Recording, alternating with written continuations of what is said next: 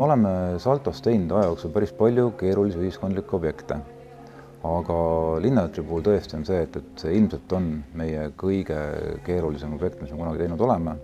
Et siin on ühelt poolt see funktsionaalne pool, kus tõesti 15 kaitse all olevat maja tuleb kuidagi siduda tervikuna töötavaks logistiliseks teatrihooneks, mis peaks vastama enam-vähem kaasaegsetele normidele ja vajadustele. Ja pluss siis see kõik veel siduda uue osaga, nii et see logistika hakkaks tööle, need erinevad kõrgused, mis majadel on, kõik korrused, et see kõik hakkaks tööle nii, et siin reaalselt on võimalik teatrit teha.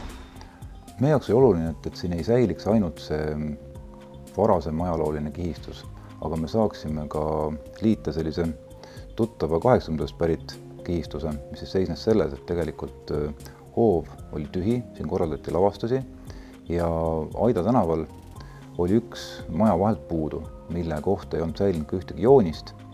Me tegime ta üleni läbipaistvana, ehk siis liikudes tänaval võid sa näha, mis hoovis toimub.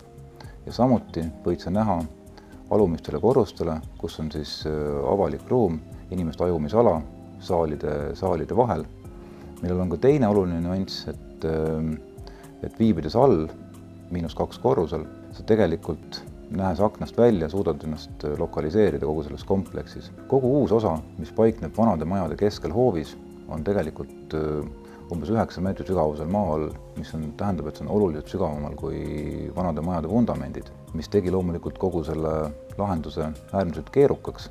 See kõik tuli välja kaevata, valada uus kessoon ümber kogu perimeetri uuele osale. Ja loomulikult see, mis kujuga see kõik on, selgus alles siis, kui kõik oli lahti kaevatud. Veel üks oluline nüanss on ka lavatorni olemus. Meil on hea meel, et teater oli nõus tegema natukene võib-olla ebamugavama, võib-olla väiksema lavatorni, aga tänu sellele me saime lavatorni esimese külje asetada maapinnaga tasa, ehk siis me saime lavatornist teha tribüüni pealtvaatajate jaoks, mis tähendab seda, et isegi lavatorn siin hoovis ei ole nagu lihtsalt selline abstraktne objekt, aga teda reaalselt saab kasutada.